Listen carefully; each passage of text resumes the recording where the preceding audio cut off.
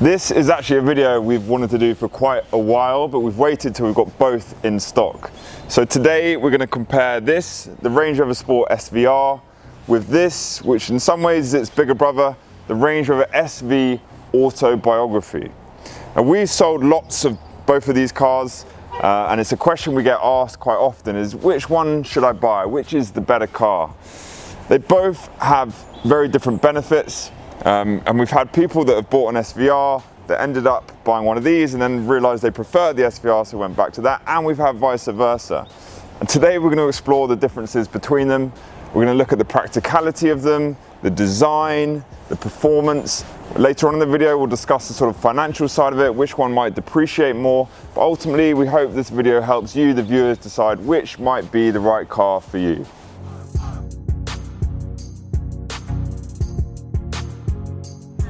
Okay, so we'll start by looking at the exterior design and the styling of both cars. I think there's no denying the SVA is a more sophisticated looking car. I think it's actually a pretty elegant car. It is big, it feels big, but it has got a lot of road presence, especially when it pulls up alongside you. But I think compared to a lot of SUVs out there, it's actually pretty understated. It's not drastically different from the normal Range Rover Autobiography, but it does have a lot of finer details which just bring it up that level. So you'll notice the badging is different to the normal Range Rover Autobiographies. This has got this sort of textured finish. I think it's really nicely done. The front grille as well is something that distinguishes it from the normal Autobiography. You get this sort of two-tone Atlas grey with this chrome detailing. You get laser lights as standard on the SV. Now these wheels, 22-inch wheels, and these are exclusive to the SV. So you get this sort of two-tone finish, you get diamond cut faces, and again this sort of Atlas grey inserts. You can spec 21s as a no-cost option, but these really are the wheels to have. Red brake calipers are standard. You can spec black calipers if you want. Again, like the front grille, you get this sort of two-tone vent, Atlas grey with this chrome lines through it. Chrome finish here on the door handles. Again, that's a nice touch. One little quirk I like of the SVA is you get this glass on glass. There's actually no partition there, which is quite unusual for an SUV. And then on the rear, again, you get the textured finishing for the letters, SV Autobiography badge.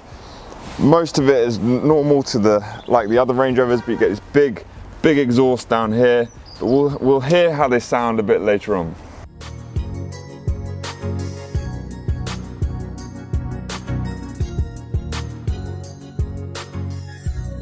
Okay, so onto the SVR. So notably, it's a smaller car than the SVA.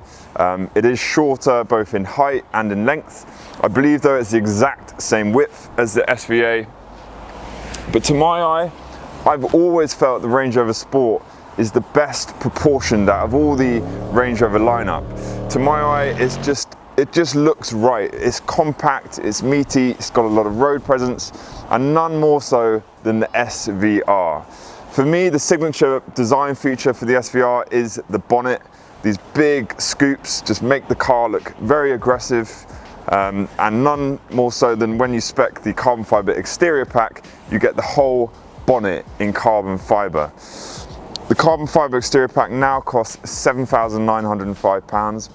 When this model first came out a couple of years ago, it only cost just over £6,000. So such was the demand of that pack that Land Rover realised they could get away with charging customers a lot more, so they did. So the other parts of the carbon fibre exterior pack, you get this front grille surrounding carbon.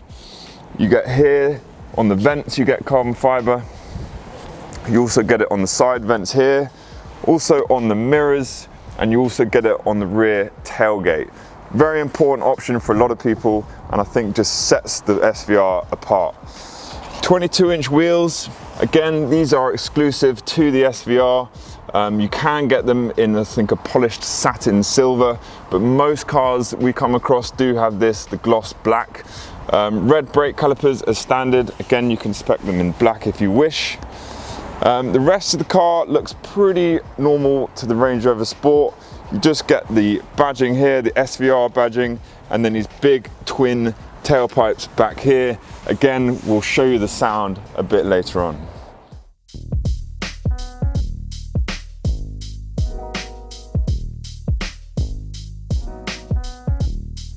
Okay, so onto the interiors and some of the more sort of practical features of both cars. On the SVA, the first thing you'll notice as you get inside is these big diamond quilted seats. They're 24-way electric, they're heated, they're ventilated. You've also got the massaging function, which if I press this button here, turns it on. And then if I go onto the dual screens here, I can select, I think I'll go with the hot stone massage today. But it's a very, very comfortable place to be. You've got lots of space, you've got great visibility, it's a great big windscreen, you've got nice big armrests. It's a very luxurious place to be. So on this car you've got the carbon fiber interior trim. It's actually a steel weave carbon fiber. You'll notice a difference. I think it looks a little bit more high-end than regular carbon fiber. It is a no-cost option, so I think it's definitely one you want to have. Another thing I've always liked about the Range Rover is the rotary gear shift, which pops up and swivels as you turn on the car. And then you can obviously twist it to go into drive or into reverse. You'll notice on the SV you get this sort of knurled finish, which looks good. And that's sort of on many places in the car. You've got it here around the start-stop, you've got it here around the glove box buttons, here on the auto terrain. So it's just making the whole interior feel a bit more upmarket.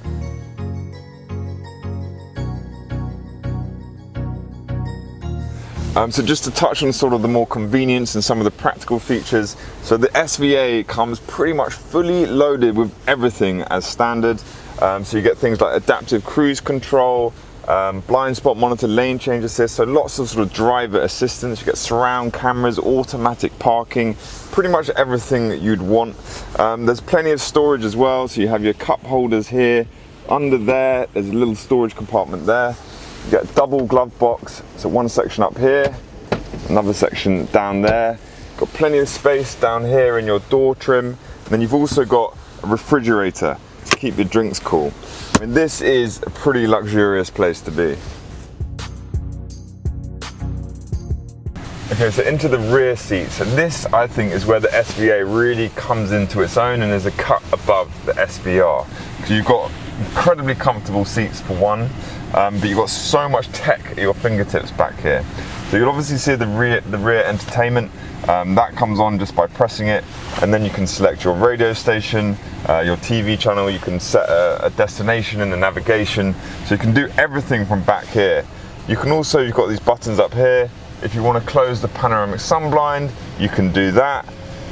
You've got reading lights, you've got 4-zone climate control, which is all down here, again, all covered in that steel weave carbon fiber. But what's really impressive is the seats back here. So if I press this button here, it actually moves, assuming there's not a passenger in there, it moves the whole front seat forward, giving you loads and loads of leg room. It gives you this footrest that comes out. I mean, Range Rover do a long wheelbase version. It's a bigger car, it is more expensive. I don't think it's necessary when you've got this kind of features. You also have the leg rests. I'm pretty tall, so having the leg rest and the footrest together doesn't quite work. But you'll notice also the headrest dips down, so you've actually got pretty much a full view of the windscreen above. You've also got the hot massage function. Again, the hot stone is a nice thing to have in the back. Then finally, I'll show you the electric deployable armrest. So it goes from a 3-seater into a 2-seat configuration back here. Again, you'll notice all the carbon fiber here. And then if I press this button, it extends out. And then under here, you'll notice you have your cup holders. And then under this little compartment here, you've got the remote for the DVD and rear entertainment, and you've even got a little vanity mirror. Okay, so the final bit of practicality I want to show you is in the rear boot. So split tailgate on the Range Rover. You've got loads and loads of room back here. You've also got a load more electrics. So not only can you press the button here, which actually lowers the whole rear of the car to make it easier to load stuff in. And if you want extra luggage space, you can also press these buttons here to lay the rear seats so they go almost flat, so you've got loads more space. Finally, this button here actually brings out the electric deployable tow bar, which is another standard feature on the SVA. Okay, so onto the SVR's interior. So you'll notice the seats are completely different. These are lightweight seats. They're called the SVR Performance seats. I do love the design of them. They are a little bit firm. They're not quite as comfortable as the SVA, but you definitely feel like you're a little bit more sort of driver focused. So yeah, I am a big fan of these seats. Again, like the SVA, you get very good visibility. You get a lot of the convenience, like the storage, you get the refrigerator, the double glove box. This car's got the extended carbon fiber interior trim. You do have to pay extra for that on the SVR. You don't get it as standard like you do on the SVA, and you get the regular carbon here, not the steel weave carbon. You'll notice the gear lever is again a little bit more driver focused. You just whip it back, which pulls you into gear rather than the rotary shift. You get the dual digital display like you do on the SVA. You don't get all the features like you do on the SVA, at least not as standard. You can spec most of the features, the driver assistance and the surround cameras and soft close doors, things like that, but they all cost extra. Overall, it's definitely a good cabin. It doesn't quite have that sort of luxury finishing touch that the SVA has, but you definitely feel a little bit more performance focused. So I'll just quickly comment on the rear. The good thing about having lighter and thinner seats is you get pretty decent leg room back here, but you don't get all the luxury and the tech of the SVA. You've got no buttons moving your seats around. You get just the normal sort of old school armrest. So look, it's great for kids back here, decent enough size for adults, but yeah, just lacking that little bit of extra luxury. Okay, so I want to talk a little bit about performance, the way they drive, how they sound. So both cars actually have the same engine. It's a 5-litre V8 supercharged. In the SVA, it produces 565 brake horsepower. That's 40 brake horsepower more than the regular V8 autobiography. That's quite a substantial amount, but it's a little bit less than the SVR, which has an extra 10 brake. But pretty impressive performance figures this thing has. It does a top speed of 155 miles an hour. It does 0 to 62 in 5.1 seconds. You know, this is a big car. It weighs 2.5 tons. You can't really expect it to steer and handle like a supercar. But what it does do, many people refer to driving a Range Rover, the full-size Range Rover, as wafting. Wafting basically means sort of gliding elegantly, softly across the road. You know, it's not a firm suspension, it's a soft ride. But there's definitely a certain pleasure in wafting. You know, you've got that very sort of high up, commanding driving position, and definitely the SV maintains that sort of characteristic of the Range Rover. But where it does differentiate is at higher speeds. Okay, so to refer to it by its full model name, so it's called the Land Rover Range Rover SV Autobiography Dynamic. Dynamic being the key word, because firstly, the suspension, it's really working with you as you're driving. So whether you're sort of slowing down, speeding up, going around corners, the suspension is always sort of adjusting, it's tilting, it's sort of helping guide you around the corners. Although it is a softer ride than the SVR, it definitely handles a lot better than the regular Range Rover, and it also sounds a lot better. So even though it's not obtrusive, it's maybe not as loud and as apparent as it on the SVR, but it does add excitement to the car.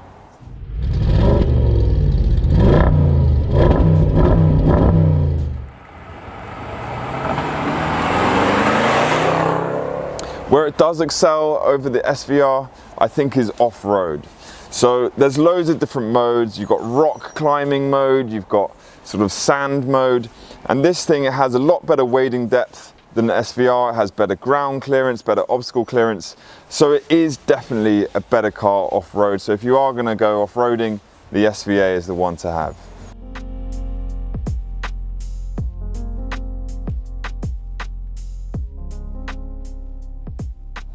Okay, so onto the SVR, and the stats on this are ridiculous for an SUV. So it does 176 miles an hour top speed, does 0 to 62 in 4.3 seconds. That's almost a full second quicker than the SVA. It does weigh 200 kilograms less, and it's also got an extra 10 brake horsepower, taking it to 575. But this thing is noticeably better in terms of performance. So the suspension setup is firmer. It also handles much better. It handles for an SUV superbly. When it comes to off-roading, it has pretty much all the same functionality as the SVA, but something tells me Land Rover don't really want you to take this off-road. It just feels a little out of character. The character of this car, I think, is defined by its noise. So when you turn the sports exhaust on, I mean, this thing is loud, you know, it's brash, you know, it sort of crackles, it pops, it sort of sounds like a chainsaw. And I think that's what makes this car so exciting to drive.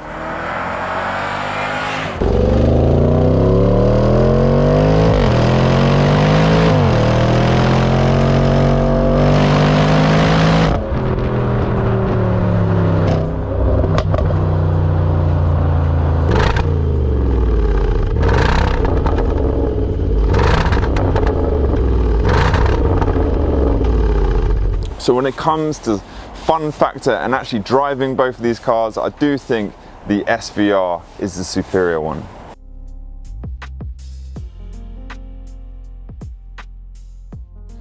Okay, so let's talk some prices. So the SVA cost new around £144,000.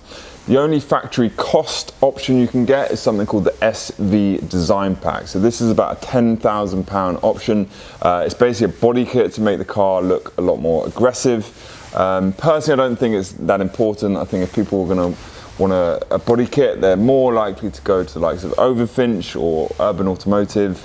Other than that, you can choose carbon fiber or not, rear entertainment or not, but they're all no cost options. I do believe there's quite a few cars out there without carbon, without rear entertainment, so don't assume that your car will have it. As I've mentioned, the SVA comes fully loaded as standard. Pretty much everything Range Rover has sort of in their locker is on this car. So unless you spec the SV Design Pack or get a very special expensive paint, you'll never get this car listing over £150,000. You can get deployable side steps, they're about £3,000, our car has it, but you can get these dealer fit anyway. So our car here is a year old, it's a 2019 car, it's done 4,000 miles. We're asking just over £120,000, so that car is dropped £25,000 in its first year. You can pick up a 2018 one, which is when this sort of facelift version first came out, for about 110, maybe just under. So you could say that's another £10,000 depreciation in its second year. Personally, I don't think that's too bad, especially when you compare it with the likes of the Bentayga, even the Cayenne Turbo. You know, this is a very exclusive car. You know, it's at the very highest end of the market. You've got to be prepared for some depreciation. If you're looking at finance deals, to give you an example, with a sort of 10% deposit and a balloon payment at the end, you should be looking at around £1,400 a month. So let's compare it to the SVR. So the SVR costs new £101,000, but the difference with it is there are loads of options you can tick. So it's just under £8,000 for the exterior carbon pack with the carbon bonnet. You pay extra for interior carbon fibre. You had to pay just over £4,000, I think, for the top of the range sound system. You have to pay more for head-up display, surround cameras, soft closed doors. You even have to pay for the 22-inch wheels. So very, very easily you can get an SVR speccing up to £120,000. We've had quite a few that are around the 130. So the gap between that and the SVA gets pretty close. And I would say you get a lot more for your money with the SVA. You certainly get a lot more luxury. So the SVR we've got here, it's only a few months old, it's only done a few hundred miles, and we're asking about £7,000 or £8,000 under list. But generally though, they'll drop probably 10, maybe £15,000 in their first year, maybe more for a higher mileage or one of the very high spec cars. And you'd think another probably £10,000 in its second year. It probably holds its value slightly better than the SVA. On a finance deal with a 10% deposit and a balloon payment at the end, you're probably looking at around £1,100, so it's about £300 less than the SVA. Overall, I would say the SVR is a more popular car. There's definitely more demand for them.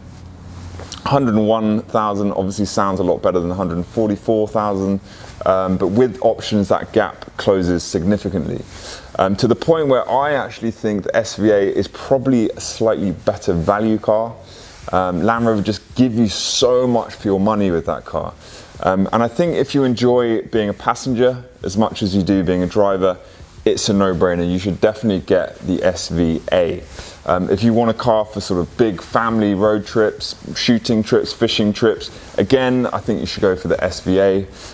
I would go as far to say if you want to feel like the daddy and you want the sort of ultimate Range Rover, then the SV Autobiography Dynamic is the car you should buy. But I can totally see why the SVR is probably more appealing, certainly why it's more popular. You know, the noise of it is addictive. The look of it, the styling, I think it almost feels like a supercar, especially with the carbon bonnet. At the very least, it's probably more of a sort of statement car. It is worth mentioning Range Rover brought out this year an option, it's a no-cost option to have an aluminium bonnet without any bonnet vents. So if you do prefer the sort of sleeker, more subtle look of the original SVR, then there's your answer. One of the other benefits of the SVR is that it is smaller in size than the SVA, so it's a little easier to drive, certainly in cities and in car parks. But it's also a lot more fun to drive, as I've said. You know, it's faster, it's got better handling, it does actually feel like a proper performance car. So if you appreciate performance over luxury, then the SVR is the car you should go for. But wouldn't it be great if you could have both?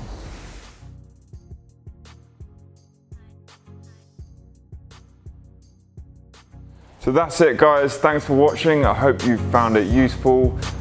Please do leave your comments and let us know which one you would rather have. And if you are interested in either of these cars, please don't hesitate to get in touch. All the details will be on our website, which we'll put a link in the video. But we'll see you again next time.